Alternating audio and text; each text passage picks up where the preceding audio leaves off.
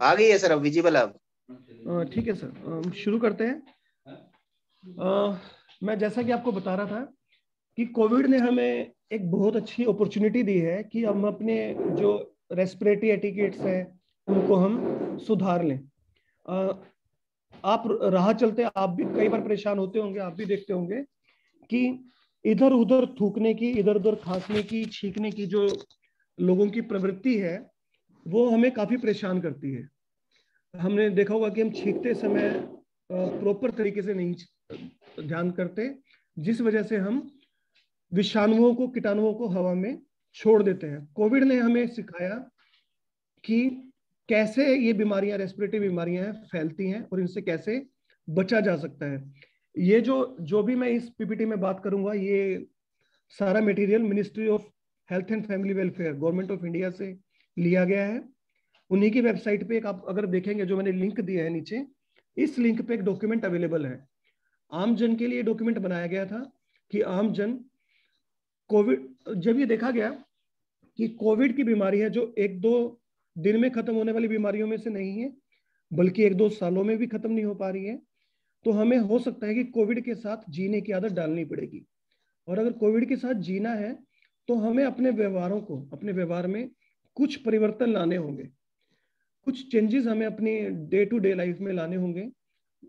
उससे हम कोविड से अपने आप को बचा सकते हैं, अपने परिवार को बचा सकते हैं। इन जो चेंजेस, जो ये लाइफस्टाइल मॉडिफिकेशंस थी, जो बिहेवियरल मॉडिफिकेशंस थी, इनको कलेक्टिवली हम कोविड एप्रोप्रिएट बिहेवियर के नाम से जानते हैं, यानी कि कोविड अनुरूप व्यवहार के नाम से जानते हैं। ये एक 15 जो प्रोमिसेस हैं, जो ये प्रोमिसेस इसलिए हैं कि हमें अपने आप से प्रॉमिस करने हैं 15 कि हमें ये फॉलो करेंगे हम daily, day to day basis पे, ताकि हम अपने आप को और अपने परिवार को और अपने संगी साथियों को कोविड से बचा सके। शुरुआत करते हैं एक एक करके। सबसे पहला है ग्रीट विदाउट फिजिकल कॉन्टैक्ट। कि हमने अगर किसी से अभिवादन करना है, हम ऑफिस में आए हैं, हम स्कूल में आ रहे हैं, तो हम एक दूसरे को अभिवादन करना हमारी भारतीय परंपरा है। तो भारतीय परंपरा के तौर पे बिना एक दूसरे को टच किए, अपने हाथ जोड़कर या हाय, दूर से हाय करके ही हम अपना अभिवादन करें, एक दूसरे को कांटेक्ट ना करें। कारण वही है कि हो सकता है कि जिस व्यक्ति से आप हाथ मिला रहे हैं, जिस व्यक्ति को आप छू रहे हैं, कहीं आप या वो व्यक्ति दोनों में से किसी को भी संक्रमण हो और उसके हाथों पे कीटाणु या विषाणु लगे हों, तो आप उनको वहां से पिक कर सकते हैं। तो ये इसमें ये था कि फिजिकल कांटेक्ट जो है ये एक रिस्पॉन्सिबल बिहेवियर है और हमें सबको इसको अपनाना चाहिए। बिना छुए, बिना किसी फिजिकल कांटेक्ट के ही हमें एक दूसरे को अभिवादन करना चाहिए और एक दूसरे का अभिवादन स्वीकार करना चाहिए। दूसरा जो कोविड अप्रोप्रिएट बिहेवियर में जो काफी कॉमनली है वो था, सर बीच में काफी आवाजें आ रही हैं। Hello Manoj sir. Manoj ji mike on है कुछ लोगों हेलो।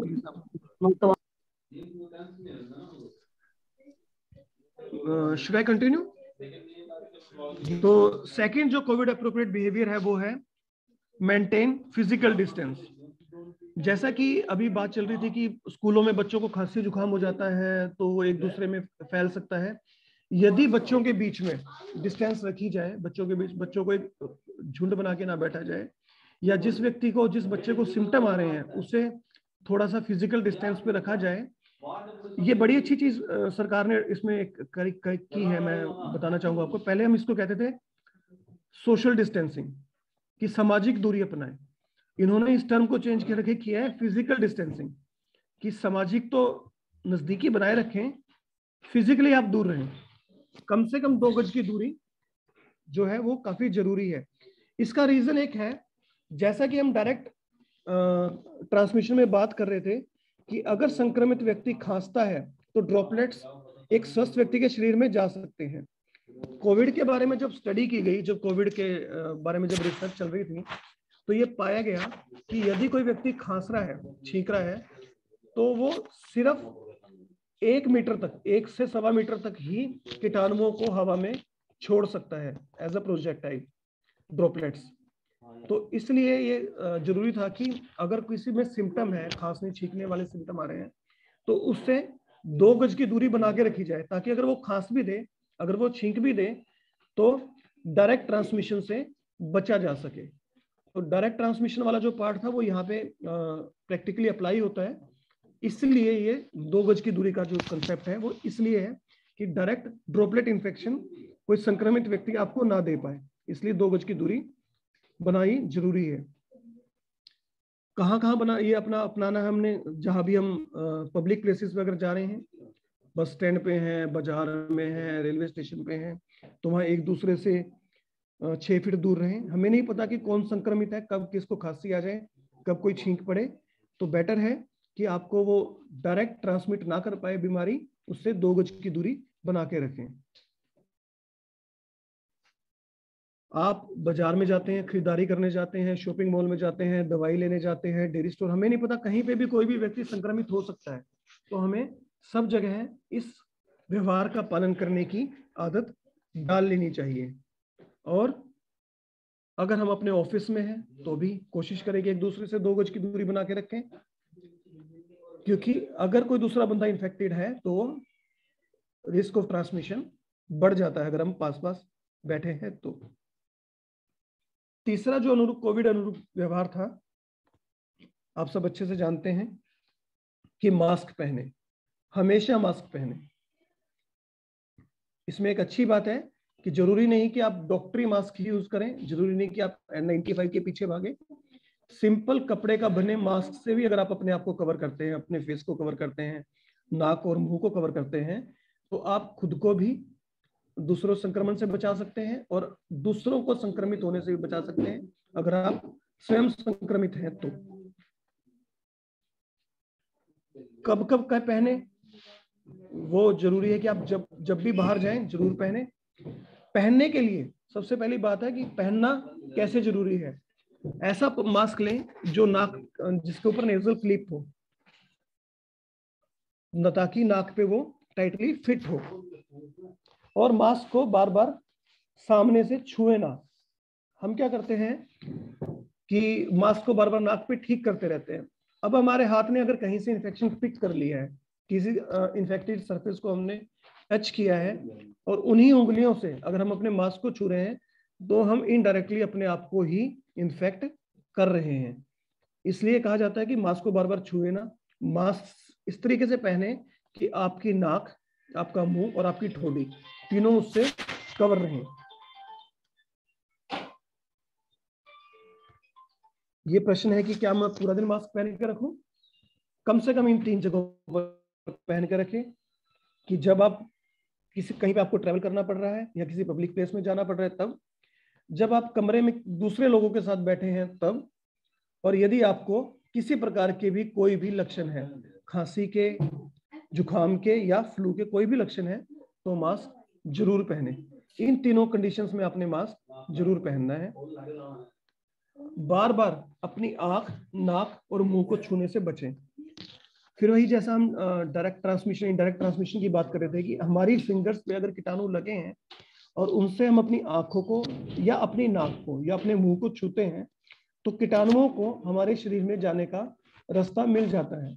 जो हमारी आंखों की लेयर होती है वो नाजुक होती है, ऐसे हमारी नाक के अंदर का जो म्यूकोजा होता है वो भी नाजुक होता है, और हमारे मुंह के अंदर का जो म्यूकोजा है, इन तीनों म्यूकोजास में, तीनों जो कवरिंग है, इनकी जो सतह है, उसमें एब्जॉर्प्शन की ताकत ज्यादा होती है। ये बहुत जल्दी एब्जॉर्ब कर लेती है चीजों को। तो यदि हमारे हाथों पे कीटाणु होंगे और हम बार बार उनसे अपनी आंखों को या नाक को, मुंह को छुएंगे, तो कीटाणु को बॉडी में जाने का एक आसान सा रास्ता मिल जाएगा। इसलिए इनको छूने से बचें।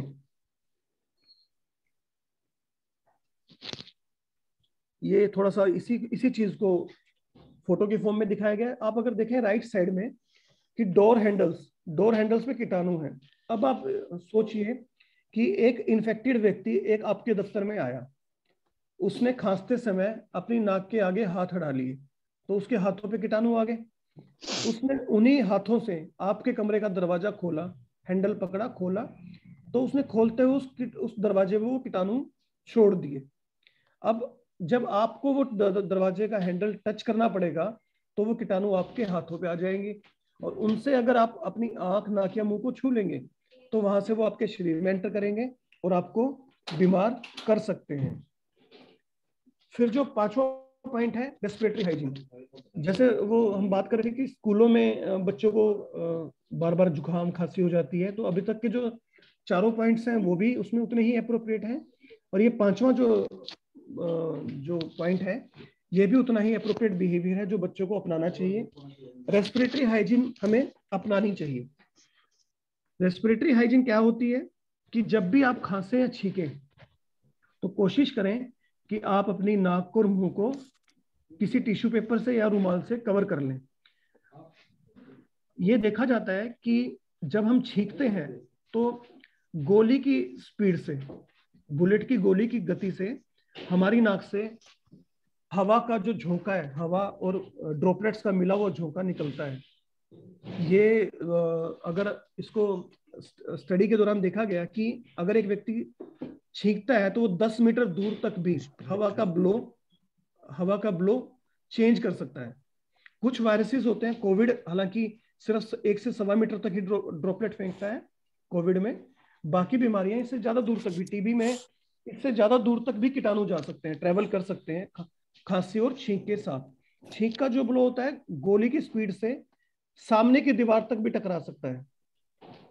तो अगर, इसलिए कहते हैं कि अगर हम नाक को कवर कर लें, नाक और मुंह को खांसते छींकते समय, तो वो ब्लो ज्यादा दूर तक नहीं जा पाएगा। अगर आपके सांस में कोई कीटाणु है, ऑब्वियसली जब आप खांस रहे हैं, छींक रहे हैं, तो कहीं ना कहीं आपकी नाक में और मुंह में कीटाणु है, तो वो ज्यादा दूर तक हवा में नहीं जा पाएंगे, उस रुमाल में ही रह जाएंगे। अगर आपके पास रुमाल या टिश्यू पेपर नहीं है तो कोहनी को मोड़े और कोहनी के अंदर खांसे या छींके, ताकि वो जो एरिया है सारे कीटाणु वहीं पे कोहनी में ही इकट्ठे हो जाएं। और हाँ, खांसने और छींकने के बाद अपने हाथों को धोना ना भूलें, नहीं तो आप इन कीटाणुओं को अपने कमरे में टच करते चलेंगे, कमरे में जगह जगह पर इन कीटाणुओं को छोड़ते चलेंगे। छठा जो स्टेप है वो है हाथों को बार बार धोएं। और सिर्फ हाथों को बार बार धोना ही काफी नहीं है, वॉश हैंड्स फ्रिक्वेंटली ही काफी नहीं है, थोरोली धोएं, अच्छे से धोएं। अच्छे से धोने का मतलब है, हाथों को अच्छे से धोने के लिए कई चीजें मैंडेटरी हैं। पहली है कि साबुन से धोएं, साबुन और पानी से। दूसरा, कम से कम 1 मिनट तक धोएं, और कम से कम उसके जो 6 स्टेप्स होते हैं हाथ धोने के, जिसे हम अगर एक निमोनिक से याद करना चाहें तो निमोनिक है सुमन के, SUMAN के, सुमन के। सीधा, S से सीधा, U से उल्टा, M से मुट्ठी, A से अंगूठा, N से नाखून और K से कलाई। अगर हम ये 6 एरिया जो हमारे हाथों के हैं इनको अच्छे से साफ करेंगे, उसी को हम थोरोली। डॉक्टर साहब रिपीट करना एक बार, डॉक्टर साहब एक बार रिपीट करियो इसको। जी सर, सुमन के को रिपीट करना। निमोनिक आप लिख सकते हैं सुमन के, SUMAN के। S से सीधा, हाथों को सीधा रगड़े, उल्टा, हाथों को उल्टा रगड़े, हाथ के बैक पे हाथ रगड़े। M से मुट्ठी है, मुट्ठी बना के हाथों को रगड़े। A से अंगूठा है, N से नाखून है और K से कलाई है। इन 6 के 6 हिस्सों को अगर हम अच्छे से साफ करेंगे तभी हम कह सकते हैं कि हमने थोरोली हैंड वॉश किया है। ये हमारे आजकल के हाइजीन के सुपर हीरोज हैं, आप देख ही सकते हैं, साबुन और हैंड वॉश। अगर आप साबुन से धो रहे हैं तो आपको कम से कम 1 मिनट तक धोना चाहिए। अगर आप हैंड वॉश यूज कर रहे हैं तो भी कम से कम 20 सेकंड तक इसी तरीके से जो 6 के 6 हिस्से हैं हाथों के, उनको हमने अच्छे से साफ करना है। और अल्कोहल बेस्ड सैनिटाइजर ऑल्टरनेटिव जरूर है हैंड वॉश का, सब्स्टिट्यूट नहीं है। जहां पर हैंड वॉश की सुविधा हो वहां पे हैंड वॉश ही हमेशा बेटर ऑल्टरनेटिव रहेगा। फिर 7वां है regularly clean and disinfect frequently touch surfaces. अब यहाँ पे बात आती है जो हमने पिछले सेशन में पढ़ी इनडायरेक्ट ट्रांसमिशन वाली, कि मान लीजिए कमरे में कोई व्यक्ति खांसी छींक रहा है तो वो कमरे की किसी भी सरफेस पे कीटाणु छोड़ सकता है। मान लीजिए किसी ने खांसा और आप टेबल पे, आपके सामने टेबल पे कीटाणु छोड़ सकता है, पेन पे छोड़ सकता है, लैपटॉप पे, दरवाजे के हैंडल पे, किसी पेंसिल पे, किसी भी जगह पे वो खांस के छींक के कीटाणु छोड़ सकता है। हमें नहीं पता कि आपसे पहले कमरे में कौन आया, तो अच्छा है उसका, उससे बचाव का तरीका अच्छा है कि क्यों ना हम अपनी जगहों को बार बार अच्छे से डिसइंफेक्ट कर लें। डिसइंफेक्ट करने के लिए आजकल मार्केट में बहुत सारे अल्कोहल स्प्रे अवेलेबल हैं, नहीं तो हम क्लोरीन के जो भी कंपाउंड्स होते हैं, क्लोरीन वाले जो कंपाउंड्स जितने भी मार्केट में आते हैं, सरकारी सप्लाई में हेल्थ डिपार्टमेंट्स के पास आते हैं, या आप खरीद भी सकते हैं, ब्लीचिंग पाउडर से क्लीन कर सकते हैं। सबसे सस्ता और सबसे अच्छा ऑल्टरनेटिव है ब्लीचिंग पाउडर। 2.5 ग्राम ब्लीचिंग पाउडर को मिलाइए 1 लीटर पानी में और उससे सरफेसेस को साफ कीजिए।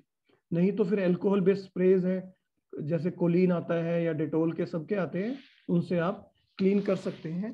बार बार क्लीन करेंगे तो जो इनडायरेक्ट ट्रांसमिशन है कीटाणुओं से होने वाला, उससे बचे रहेंगे। ये फोटो बता रही है कि क्योंकि इन्फेक्टेड ड्रॉपलेट्स हैं वो आपके सराउंडिंग सरफेसेस पे सब जगह सेटल हो जाते हैं और उनको केमिकल डिसइंफेक्टेंट से ही क्लीन किया जा सकता है। फिर एक और बिहेवियर में जो हमें अपने बिहेवियर में चेंज लाने की जरूरत है, do not spit in the open. बहुत लोगों को आप देखेंगे अपने आसपास जो खुले में छींक खांसते हैं और थूक देते हैं या नाक साफ कर देते हैं खुले में। हम बच्चों को कम से कम इस बारे में एजुकेट करें कि वो खुद भी ये ना करें और अपने घर में फैमिली मेंबर्स को भी समझाएं कि ऐसा करना गलत है। ऐसा करने से, जब भी आप ऐसा करते हैं तो आप अपनी और दूसरों की जिंदगी को खतरे में डालते हैं, क्योंकि ये कोरोना का और भी कई बीमारियों का वो जो फैलने का चांसेस है, उनके फैलने का खतरा है, वो बढ़ा देता है। ये सिर्फ थूकने से ही नहीं, बल्कि जो ये गुटखा थूकते हैं उसमें भी कोविड के फैलने के चांसेस या ऐसी बीमारी, रेस्पिरेटरी बीमारियों के फैलने के चांसेस बढ़ जाते हैं। तभी आपको शायद ध्यान होगा कि कोविड के दौरान गुटखा इत्यादि को, च्यूइंग, पान मसाला इत्यादि को बैन कर दिया गया था। अननेसेसरी ट्रैवल से बचें, बेमतलब इधर उधर ना घूमें, किसी के खिलाफ किसी भी प्रकार का डिस्क्रिमिनेशन ना करें, भेदभाव ना करें। शुरुआत में हमने बड़ा देखा, जब कोविड की बीमारी आई तो जिस गली में कोई कोविड का पेशेंट होता था, लोग उस घर के बंदों से बात करना तक बंद कर देते थे। काफी जगहों पे ऐसी दिक्कतें आई हैं। तो डिस्क्रिमिनेट ना करें किसी भी प्रकार, क्योंकि अगर आप डिस्क्रिमिनेट करेंगे तो जो व्यक्ति है वो अपना सही स्टेटस छिपाएगा। वो कोविड पॉजिटिव होते हुए भी आपको बताएगा ही नहीं कि मैं कोविड पॉजिटिव हूँ। ऐसा एड्स के साथ बहुत देखने में आया कि जब एड्स के पेशेंट के साथ डिस्क्रिमिनेशन शुरू हुआ तो वो बताते ही नहीं थे कि मेरे को एड्स है। और यदि हेल्थ केयर वर्कर उसका सैंपल ले रहा है विदाउट एनी प्रिकॉशन, तो उसके इन्फेक्ट होने के चांसेस बढ़ जाते हैं।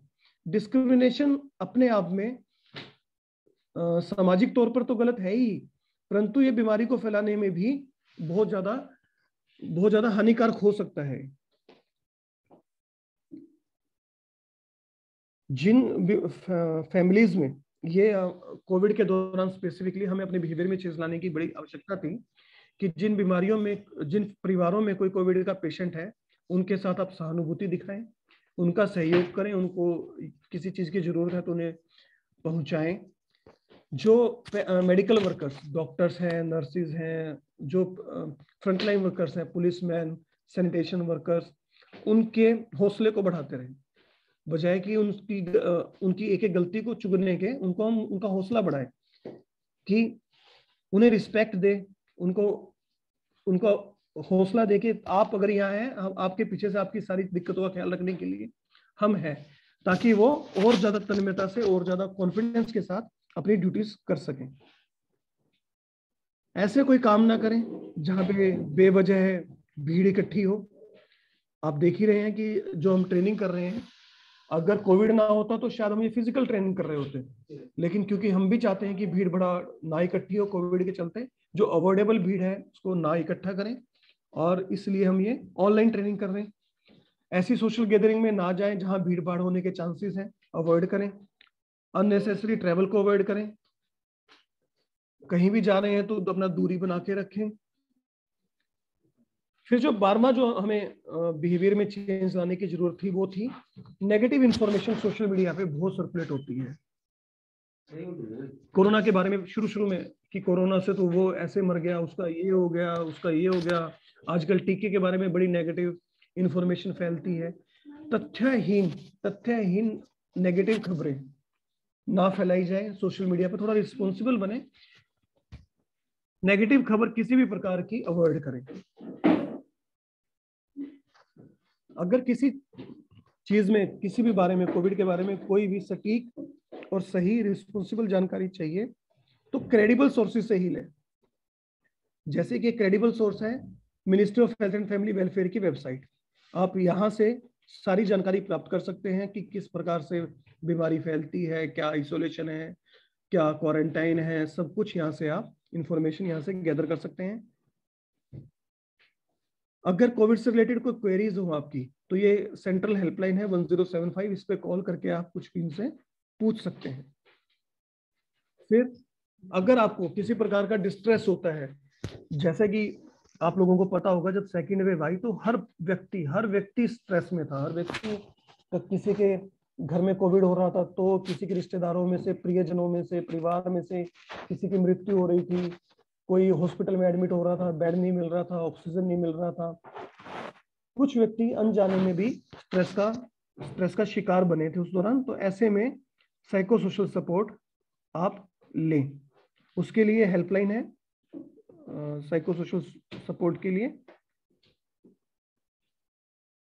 ये हेल्पलाइन है 08046110007। यहाँ पे आप कॉल करके उनसे हेल्प ले सकते हैं। Thank you. मेरी तरफ से सेशन खत्म है। कोई क्वेरीज हैं तो प्लीज पूछ सकते हैं। डॉक्टर साहब। जी सर। जी बहादुर सिंह जी। डॉक्टर साहब, मेरे जो 8वां 9वां 10वां पॉइंट रह गया वो दोबारा बता सकते हो? सर वैसे तो पीपीटी ही मैंने आप लोगों को भेजा। एक कई माइक ऑन है, एक बार प्लीज कोई बंद कर।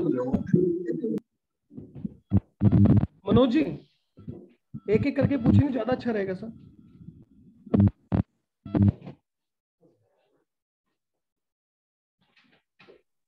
कृपया अपने माइक ऑन मत कीजिए। हेलो। 8वें 9वें पॉइंट के बारे में बहादुर सिंह जी कह रहे थे। हाँ, संक्षिप्त में बता दो सर। 8वां पॉइंट जो था सर कि खुले में ना थूकें, क्योंकि थूकने से बीमारी तो फैलने का खतरा रहता ही है, साथ ही साथ ही पनिशेबल ऑफेंस भी है। ठीक है सर। 9वां था कि अननेसेसरी ट्रेवल ना करें, कहीं भी ना, जहां जरूरी नहीं है वहां ना जाए। 10वां ये था कि डिस्क्रिमिनेशन ना करें, भेदभाव ना करें। अगर कोई संक्रमित व्यक्ति आपके आसपास है, उसका परिवार है, तो उनके साथ बेवजह भेदभाव ना करें। जो बीमार लोग हैं उनके परिवार के साथ अपनापन दिखाएं और उन्हें यथासंभव आप हो उन्हें हेल्प करें। यस, सुनील कुमार जी, क्लस्टर 16 से सुनील कुमार जी।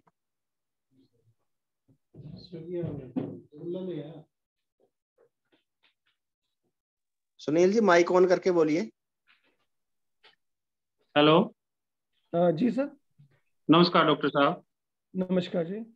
सर आपने बहुत अच्छी जानकारी दी है और उसी पॉइंट पे मैं बात करूंगा जो अभी आप बता रहे थे। सोशल मीडिया पे आजकल कुछ चल रहा है, तो मेरे 2 क्वेश्चन है सर। उचित लगे तो इनकी जानकारी दीजिएगा। पहला जो क्वेश्चन है सर कि आपने बताया कि मास्क लगाना से फायदा, मैं एक ही पूछूंगा सर मास्क के बारे में, क्या इसका कोई नुकसान भी है? मतलब हमारे रेस्पिरेटरी सिस्टम पे क्या कोई असर पड़ेगा इसका? और दूसरा क्वेश्चन सर, दूसरा क्वेश्चन मैं ये पूछना चाहूंगा सर, जैसे अभी आपने बताया सोशल मीडिया पे, तो मतलब अगर हर 6 महीने में टीका आएगा तो क्या हमारी जो नेचुरल इम्यूनिटी है उस पे इसका कोई असर नहीं पड़ेगा? सर दोनों ही क्वेश्चन जो आपके हैं बड़े वाजिब हैं। बड़े लोगों को इन चीजों में कंफ्यूजन है। सबसे पहला कि मास्क लगाने से हमारे स्वास्थ्य पर क्या कोई नेगेटिव प्रभाव पड़ेगा? सर हम किसी भी चीज को, कोई भी प्रोसेस अगर हम कर रहे हैं किसी भी डायरेक्शन में, तो उसके कुछ पॉजिटिव पार्ट होते हैं, कुछ नेगेटिव पार्ट होते हैं। हमें हमेशा फायदे और नुकसान को बैलेंस करके देखना होता है कि फायदे ज्यादा है या नुकसान ज्यादा है। अगर ओवरऑल स्टडीज में देखा जाए तो हमें इन्फेक्शन से बचाने में मास्क एक कॉस्टलेस, मास्क एक आसान और मास्क एक इफेक्टिव तरीका है बीमारी से, इन्फेक्शन से बचाने का। Okay sir. जहां तक बात है नुकसान पहुंचाने की, जो व्यक्ति सीवियर रेस्पिरेटरी डिसऑर्डर्स में है, जिनको सीवियर रेस्पिरेटरी प्रॉब्लम है, जिनको सीवियर डिस्निया की प्रॉब्लम है, उन्हें मास्क लगाने से क्लोस्ट्रोफोबिक फीलिंग आ सकती है। जैसा आप लोगों ने देखा होगा, कुछ लोगों को भीड़ भाड़ पसंद नहीं होती, भीड़ में जाते ही वो अपने आप को बड़ा असहज सा महसूस करते हैं।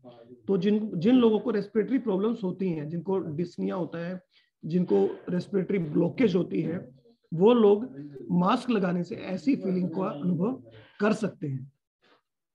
और एक और बात थी कि एक स्टडीज में शुरुआत में ये भी आया था कि अगर आप बहुत टाइट मास्क लगाकर, N95 मास्क लगाकर एक्सरसाइज करते हैं, एक्सेसिव एक्सरसाइज करते हैं, जिसमें आपकी बॉडी को ऑक्सीजन की और एयर की बहुत रैपिडली जरूरत पड़ती है, तो मास्क तो फिल्टर करके भेजेगा हवा को।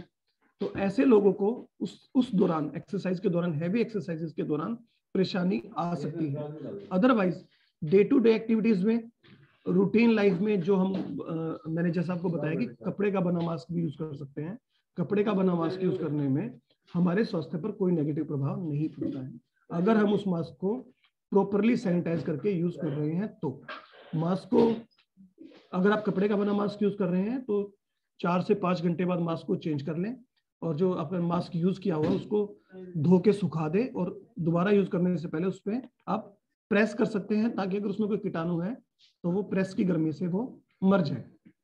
अब रही बात, आपने बात की वैक्सीनेशन की, कि हर 6 महीने में अगर वैक्सीन आएगा तो इम्यूनिटी पे हमारी कोई फर्क तो नहीं पड़ेगा। सर, वैक्सीन जो होते हैं वो इम्यूनिटी को कम करने के लिए नहीं होते हैं, वो इम्यूनिटी को बढ़ाने के लिए होते हैं। जैसा कि हम इसको इस चीज को इस एग्जांपल से समझते हैं कि आपके देश, हमारे देश को पाकिस्तान से मुकाबला करना है, पाकिस्तान की फौज से। जब तक हम पाकिस्तान की फौज के बारे में नहीं जानेंगे, हम पाकिस्तान की फौज के हथियारों के बारे में नहीं जानेंगे, तो हम पाकिस्तान की फौज का मुकाबला करने में असमर्थ रहेंगे। हो सकता है हम तैयार हो सिंपल बुलेट वाली गन्स के लिए, और वो लेजर गाइडेड गन्स लिए बैठे हो। तो जब तक हमें उनका एक्सपोजर नहीं होगा, हम उसके लिए ट्रेन नहीं होंगे, तो हम उसके लिए तैयार भी नहीं होंगे। वैक्सीन से एक तरीका होता है शरीर को चैलेंज देने का। शरीर को हम वायरस से मिलते जुलते, वायरस को या तो इनकैपेसिटेट करके, उसको वीक करके, या उससे मिलते जुलते जो केमिकल्स होते हैं वो शरीर में छोड़ देते हैं, ताकि हमारी बॉडी पहले से ही तैयार हो कि ऐसा वायरस आएगा तो हमने ये हथियारों के साथ उसका सामना करना है। ये उल्टा इम्यूनिटी को चैलेंज देने के बराबर होता है, इम्यूनिटी को ये बढ़ाने का काम करता है। इस प्रकार की इम्यूनिटी को हम कहते हैं एक्टिव इम्यूनिटी। आपको शायद पता होगा कि जब रेबीज, अगर किसको कोई कुत्ता काट ले तो 2 प्रकार के टीके लगते हैं, रेबीज में भी और टेटनस में भी। एक लगता है इम्यूनोग्लोबुलिन्स और एक लगता है वैक्सीन। जो इम्यूनोग्लोबुलिन्स होते हैं वो होते हैं पैसिव इम्यूनिटी, कि हमने इम्यूनिटी किसी और के शरीर में तैयार की या बायोमेडिकली मैन्युफैक्चर की और वो हमने आपके शरीर में डाल दी, या हम बॉडी को चैलेंज दे रहे हैं कि लड़ो, इस बैक्टीरिया से लड़ो, इस प्रकार का बैक्टीरिया है। हम इम्यूनिटी को चैलेंज देके इम्यूनिटी को स्टिमुलेट कराते हैं। तो ये बिल्कुल क्लियर है कि इम्यूनिटी को वीक नहीं करते हैं vaccine. I hope I am clear. Sangroya ji अपना क्वेश्चन रखते हैं। राजेश कुमार जी। डॉक्टर सर नमस्कार। नमस्कार सर। नमस्कार सर, मैं 2 बातें पूछना चाहता हूँ जी। जैसे हमारे विद्यालयों में पानी की टंकी साफ करनी पड़ती है हमें जी, तो उसके लिए कोई केमिकल जो आसानी से हमें मिल जाए, वो उसका कोई नाम हो तो वो नोट करवा दें आप। एक दूसरा सर, जैसे कई बार हम विद्यालयों में छिड़काव करवाने की सोचते हैं मच्छरों का, तो उसका कोई साल्ट हो तो वो भी बता दें नाम हमें। सर मैं दोनों बातों का जवाब दूंगा आपके। सबसे पहला पानी की टंकी। पानी की टंकी को साफ करने के लिए आपको किसी प्रकार के केमिकल की कोई आवश्यकता नहीं है। उसका सिर्फ एक ही तरीका है कि जो पानी उसमें इकट्ठा है उसे निकाल दें। अगर कोई मिट्टी है तो उसे वॉश कर दें, ताजे पानी से, साफ पानी से वॉश कर दें और उस टंकी को कुछ देर के लिए सूखने दें। सूखने के बाद आप उसमें दोबारा पानी भर लें। अगर पानी आपका क्लोरिनेटेड वाटर आ रहा है, वाटर सप्लाई वाला क्लोरिनेटेड वाटर आ रहा है, तो आपको कुछ एक्स्ट्रा करने की जरूरत नहीं है। अगर आपके यहाँ क्लोरिनेटेड पानी नहीं आ रहा है, अगर क्लोरिनेटेड पानी नहीं आ रहा है, सप्लाई का पानी नहीं है, अंडरग्राउंड वाटर है, तो आप, सर ये किसी का माइक खुला है, डबल आवाज आ रही है। अगर आपका क्लोरिनेटेड पानी नहीं है तो आप उसमें क्लोरीन की टैबलेट्स डाल सकते हैं। हेलोजन टैबलेट्स उन्हें कहते हैं। 20 लीटर पानी के लिए एक टैबलेट काफी होती है। आप अपने नजदीकी स्वास्थ्य केंद्र में जाके उनसे ये टैबलेट्स ले सकते हैं। रही बात मच्छरों के लिए स्प्रे करने की। मच्छरों के लिए स्प्रे सर ऐसा है कि सबसे पहले मच्छर जो हमारे यहाँ पनपते हैं वो होते हैं पानी, खड़े हुए पानी में, खड़े हुए साफ पानी में। तो अगर आपके यहाँ गमले हैं, गमलों के नीचे प्लेट है, ट्रे है, तो उन्हें टाइम टू टाइम खाली करते रहें, सुखाते रहें। कहीं भी विद्यालय के आसपास अगर पानी इकट्ठा हो रहा है तो अगर गड्ढे हैं तो उन्हें गड्ढों को भरवा सकते हैं तो बहुत बढ़िया। अगर नहीं भरवा सकते हैं तो सिंपली उन पानी के ऊपर आप जो काला तेल होता है, जो सर्विस के बाद काला तेल निकलता है, वो डाल दें, कुछ ढक्कन डाल दें उसके, ताकि उसके ऊपर वो एक पतली सी लेयर बना लेगा। उसकी वजह से जो मच्छर का लार्वा है उस पानी में पनप नहीं पाएगा। जी सर। प्रवीण कुमार जी। जी राजू जी। सर एक बात और है, जैसे अभी कोविड के दौरान हमें कुछ सैनिटाइजर मिले जिससे हम अपने खिड़की, दरवाजे, कमरों को साफ करते हैं, छिड़काव करते हैं। तो उससे क्या होता है, कई बार कपड़ों पे छींटा लग जाता है उसका।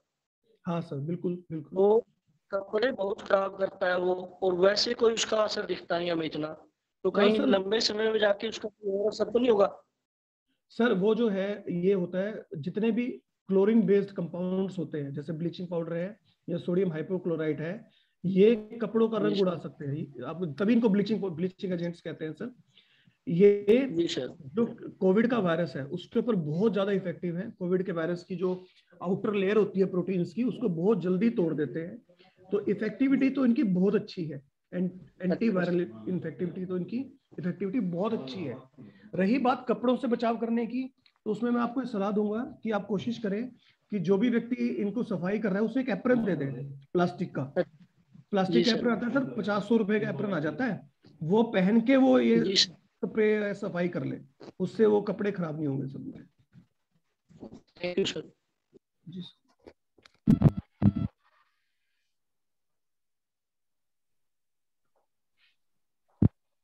जी सर, और कोई क्वेश्चन सर?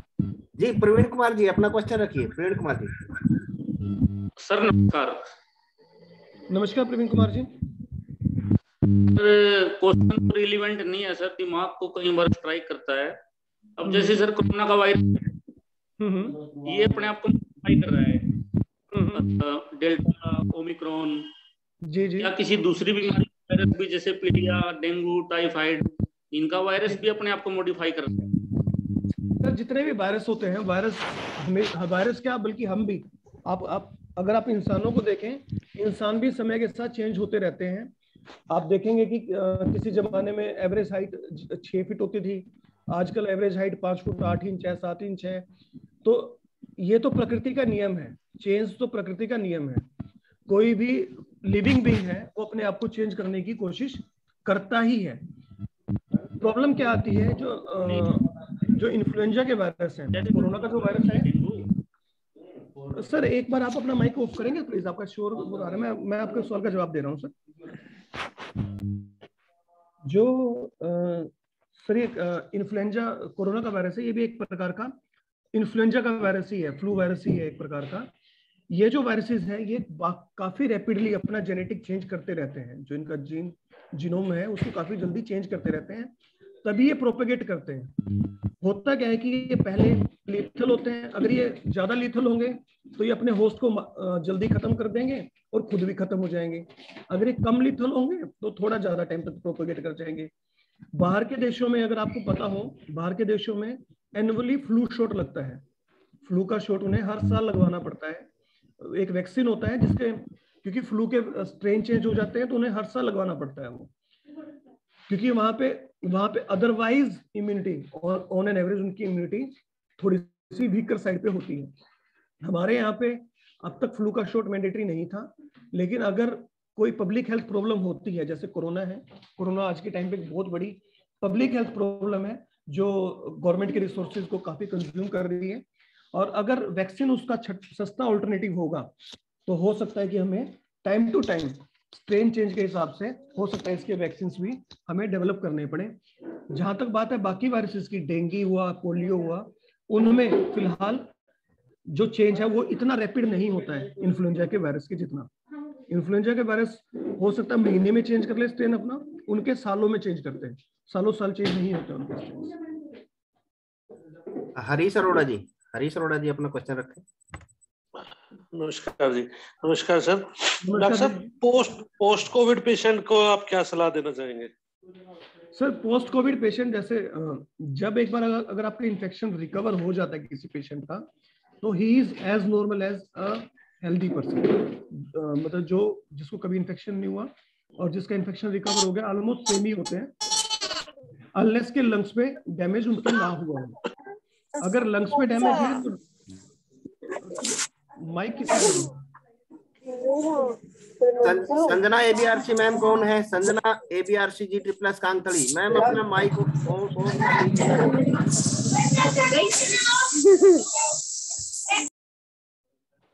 हाँ, तो सर मैं ये कह रहा था कि अगर उन्हें कोई कोविड के दौरान कोई कॉम्प्लिकेशन नहीं है तो नॉर्मली अपनी लाइफ को जी सकते हैं। दूसरा, उनके लिए जो इम्पोर्टेंट एडवाइस ये है कि ये कोई इम्यूनिटी पासपोर्ट नहीं है। जो फर्स्ट वेव के दौरान हमें बड़ी फेस करने को एक दिक्कत आई हेल्थ डिपार्टमेंट को, कि जिसको एक बार कोविड हो जाता था वो एग्रेसिव बिहेवियर में आ जाता था, वो मास्क का यूज भी छोड़ देता था, वो सैनिटाइजेशन का यूज भी छोड़ देता था। उसको लगता था कि उसको एक बार कोरोना हो चुका है, दोबारा तो कभी होगा ही नहीं। तो वो एक ही बात मान के चले कोविड पेशेंट कि एक बार कोविड हो जाना इम्यूनिटी पासपोर्ट नहीं है कि आपकी इम्यूनिटी परमानेंट इम्यूनिटी आ गई, अब आपको कभी कोविड नहीं होगा। तो कोविड के बाद भी, रिकवर होने के बाद भी कोविड एप्रोप्रिएट बिहेवियर का अपनाते रहें, उसे बिल्कुल भी ना छोड़ें। डॉक्टर साहब, एक चीज और कंफर्म करें, जो कोविड का टेस्ट है वो 100% रिलायबिलिटी है कि वो कोविड को चेक करने में सक्षम है, या इसकी भी कुछ परसेंटेज है कि 90%, 80% जो अब तक के टेस्ट हैं वो सिर्फ इतने ही रिलायबल है? सर जितने भी जो एलोपैथी है ना सर, एलोपैथी को हम कहते हैं एविडेंस बेस्ड मेडिसिन। ये एविडेंसेस के बेस पे चलती है कि जब हम किसी चीज को हम कहते हैं कि इस टेस्ट से हम इस बीमारी का पता लगा लेंगे, तो एब्सोल्यूट कभी भी कुछ नहीं होता है। हर टेस्ट के ट्रू नेगेटिव, हर टेस्ट के फॉल्स नेगेटिव, हर टेस्ट के फॉल्स पॉजिटिव, हर टेस्ट के फॉल्स नेगेटिव होते हैं। उन्हीं के हिसाब से जब भी वो टेस्ट लॉन्च किया जाता है या स्ट्रीमलाइन में लाया जाता है, तो उन्हीं के हिसाब से वो इंफॉर्मेशन शेयर की जाती है कि कौन से टेस्ट की लायबिलिटी कितनी है। ऐसा श्योर नहीं है कि आपका टेस्ट पॉजिटिव है तो आप बीमारी नहीं है। कोशिश ये की जाती है कि जितना सेंसिटिव है टेस्ट की, जितनी ज्यादा सेंसिटिविटी होगी उतने ज्यादा वो बीमार व्यक्तियों को पकड़ने में सक्षम होगा। जितना ज्यादा स्पेसिफिक टेस्ट होगा उतना ज्यादा वो स्वस्थ व्यक्तियों को स्वस्थ बताने में सक्षम होगा। आमतौर पर 99 से ज्यादा ही सेंसिटिविटी और स्पेसिफिसिटी वाले टेस्ट स्ट्रीमलाइन में आते हैं। श्वेता जी G++ पुणे से अपना क्वेश्चन रखिए मैम। श्वेता जी। हेलो डॉक्टर साहब, नमस्ते। नमस्ते जी। सर जैसा कि हरीश जी ने पूछा बात की भाई यहाँ कोरोना से जो रिकवर हो चुका है पेशेंट, उसके बाद की, उसी में एक चीज और ऐड करना चाहूंगी कि जैसे ठीक हो गया है पेशेंट, अब उसकी रिपोर्ट नेगेटिव आ चुकी है, तो क्या उसकी इम्यूनिटी पावर को बढ़ाने के लिए कोई टैबलेट्स वगैरह लेने चाहिए? मैडम पहली बात तो ये कि हम कभी भी टेस्ट करवा के कंफर्म नहीं करते कि वो नेगेटिव हो चुका है या नहीं हो चुका है। हम अज्यूम कर लेते हैं कि 10 दिन तक अगर पेशेंट का कोर्स हो गया है और उसके बाद 3 दिन से उसे कोई सिम्टम नहीं आए हैं, तो हम उसे अज्यूम कर लेते हैं कि वो अब कोविड नेगेटिव हो चुका है, चाहे टेस्ट उसे पॉजिटिव बताए, क्योंकि कोर्स ऑफ इलनेस इसका 10 डेज का ही है मैक्सिमम। तो दूसरी बात, इम्यूनिटी बढ़ाने के लिए कोई टैबलेट लेनी चाहिए या नहीं लेनी चाहिए, इसके बारे में ऐसा कोई कंसोलिडेटेड एविडेंस हमारे पास नहीं है कि उसके बाद उसे इम्यूनिटी बढ़ाने के लिए कोई दवाई लेने की जरूरत है या नहीं है। हाँ, ये जरूर है कि जब भी आप किसी बीमारी से रिकवर होते हैं तो आपको हेल्दी खाना खाना चाहिए, जिसमें फ्रूट्स और वेजिटेबल्स की इंटेक ज्यादा हो, ताकि आपको ज्यादा से ज्यादा विटामिन और प्रोटीन रिकवरी के लिए शरीर में आपके जाए। तो किसी स्पेसिफिक टैबलेट को लेने की कोई जरूरत नहीं है। हमारे साथ कौशल जी एपीसी हैं। कौशल जी डॉक्टर साहब का धन्यवाद करेंगे इस सेशन के लिए। कौशल जी। Sir question. नमस्कार डॉक्टर साहब। नमस्कार सर। कुशल कुमार एपीसी बोल रहा सर मैं। हाँ जी सर। कैसे हैं sir? Kushal ji mike on कीजिए, आपका माइक ऑफ हो गया है। कुशल जी। हाँ जी डॉक्टर साहब, बहुत बहुत नमस्कार, धन्यवाद आपका। Thank you sir, thank you. मुझे अपॉर्चुनिटी दी आपने, आपका धन्यवाद सर। नहीं सर, आपसे जब भी हमें कोई काम पड़ता है, हमारे दिव्यांग बच्चों का या कोई भी ऐसा रिलेटेड काम पड़ता है हमारे को, आप हमेशा हमें सहयोग करते हैं। इसके लिए हम आपका बहुत बहुत धन्यवाद करते हैं। जब भी डिपार्टमेंट का कोई काम आता है आप बढ़ चढ़कर उसमें भाग लेते हैं। इसके लिए हम आपके आभारी हैं। Thank you sir, thank you. मुझे मौका दिया सर, मैं आपका आभारी हूँ सर। चलो बहुत बहुत धन्यवाद डॉक्टर साहब का। और अभी क्वेश्चन लेना है सर। सर चाय का समय हो गया है, अगला सेशन नहीं होगा। एक सेकंड का नंबर दे देंगे आप। मनोज जी एक क्वेश्चन रह गया, किसी साथी का वो पूछने दो प्लीज। किसी साथी का क्वेश्चन पूछ लो प्लीज, पूछिए सर। हेलो जी मनदीप सिंह जी। सर आपने वो आरओ वाटर के बारे में पूछना चाहता था सर। जैसे बहुत सारे कहते हैं कि जो आरओ वाटर है वो अच्छा नहीं होता, इसके बारे में बता दीजिए। सर पहली बात तो ये कि सारे आरओ एक बराबर नहीं होते। हाँ जी। ठीक है कि कौन सा आरओ क्या करता है। आरओ एक केमिकल और फिजिकल फिल्ट्रेशन की प्रोसेस है। रिवर्स ऑस्मोसिस आप लोग सारे जो साइंस वाले टीचर्स हैं आप अच्छे से जानते ही हैं कि रिवर्स ऑस्मोसिस करके पानी को फिल्टर करने की कोशिश की जाती है। जहां तक बात है कि ये अच्छा है या नहीं है, जब हम ग्राउंडेड वाटर लेते हैं, ग्राउंडेड वाटर में अपने आप में काफी सारे मिनरल्स और सॉल्ट्स होते हैं। अगर वो एक एप्रोप्रिएट अमाउंट में ही शरीर में जाए तो वो शरीर के लिए अच्छे हैं। लेकिन क्योंकि ग्राउंडेड वाटर में जरूरत से ज्यादा सॉलिड्स, सल्फेट्स और कार्बोनेट्स होते हैं जो हमारे शरीर को एडवर्सली नुकसान पहुंचा सकते हैं, इसलिए हम चाहते हैं कि ग्राउंडेड वाटर को पीने से पहले फिल्टर किया जाए और अगर उसमें बैक्टीरिया है तो उसे बॉयल कर लिया जाए। रही बात आरओ की, कुछ आरओ ऐसे हैं जो पूर्ण तरीके से उनमें से जो डिसॉल्व्ड सॉलिड्स हैं उनको निकाल देते हैं। ऐसा कुछ स्टडीज में आया है कि जो प्योर डिस्टिल्ड वाटर हो जाता है तो वो कहीं ना कहीं हार्ट की डिजीज के लिए पॉजिटिव एजेंट है, लेकिन ये पूरे तरीके से प्रूवन नहीं है।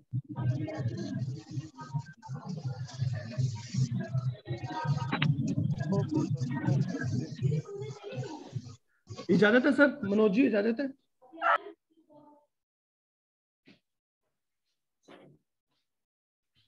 चलो बहुत बहुत धन्यवाद डॉक्टर साहब। अभी सबका चाय का समय है तो सभी साथी चाय लें और ठीक 3:45 पे दोबारा मिलते हैं। धन्यवाद डॉक्टर साहब, बहुत बहुत धन्यवाद आपका। Thank you sir, thank you.